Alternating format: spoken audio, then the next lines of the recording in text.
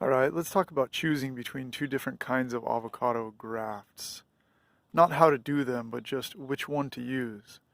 So I'm going to call them tip versus side, and I'll show you what I mean. So if you have a small seedling like this one, the diameter of the stalk or the trunk is only about pencil size. Normally, the best option is to do a tip graft. And so you're going to basically cut off the stalk and connect a scion to the top like that. That's where the graft union was done. And you can use different types of cuts. This one, for example, was done using a cleft, but you can also use a splice or a saddle cut. And then the scion grows out to form a new top like that. So that's what a tip graft looks like. And it's normally done on small diameter stalk.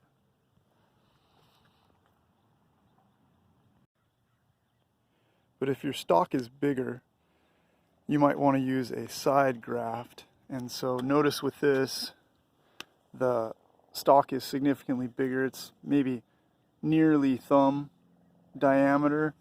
It can be even bigger than that. With something like that, what you can do, instead of cutting off the top, you can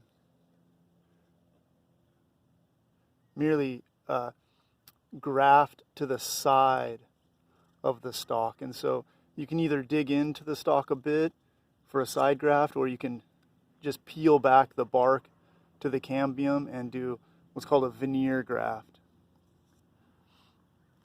And then once that side graft, here's a side graft that was done. And once that side graft starts growing, you see the growth here, then what you can do is cut the stalk off, and then your scion takes over the top of the tree.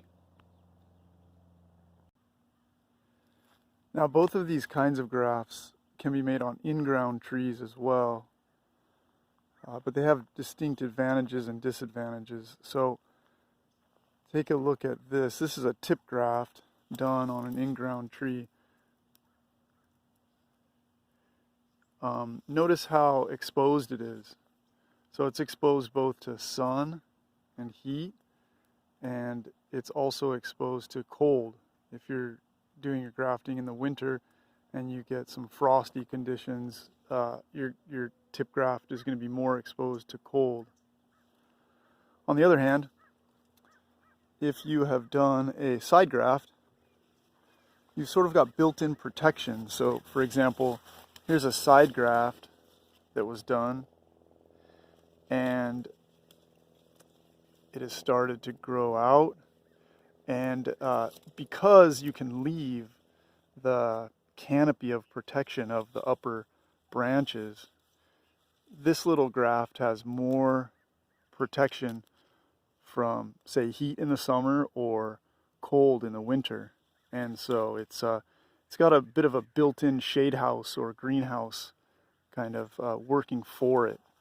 And so if you're doing field grafting, not within any kind of protection indoors, then a side graft might be better. You're also able to graft onto bigger wood, and so if you're putting a pollinizer branch into a tree, you can also put your graft a little deeper into the canopy rather than out on the edge of the canopy. And so it can become a more integral part of the tree in the long term.